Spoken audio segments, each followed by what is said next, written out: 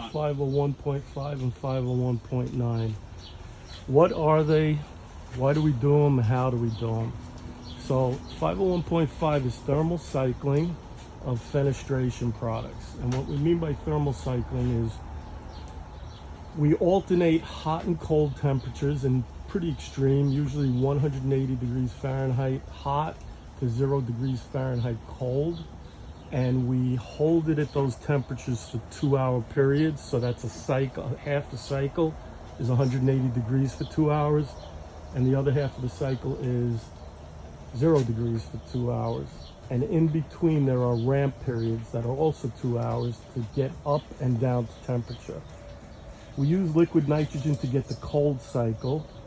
And because it's so cold and it'll cool the air pocket between the insulation that you see here, which we chambered in front of the window, it will bring the temperature of the air in there down very, very quickly, and then it's easy to maintain the temperature.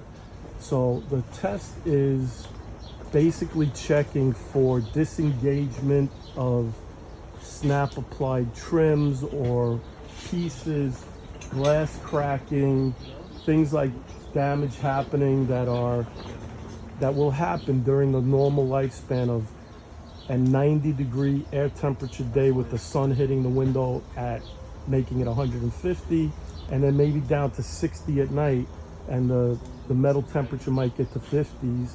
So we're trying to simulate that, but obviously to extremes.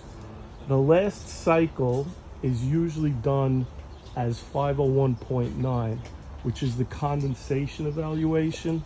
And that condensation evaluation brings it down to a different temperature, not usually 0, but close to 0, or it could be 0. And on the interior, you have thermocouples attached to the window opening, to the glass, the metal frame, and we're measuring to see if we hit dew point when we control the outside condition at a cold temperature and the inside condition at a normal room temperature. So that's the last cycle of 501.5 usually becomes 501.9, and that's the one that we're actually measuring whether or not there's a temperature change on the window frame that would cause condensation.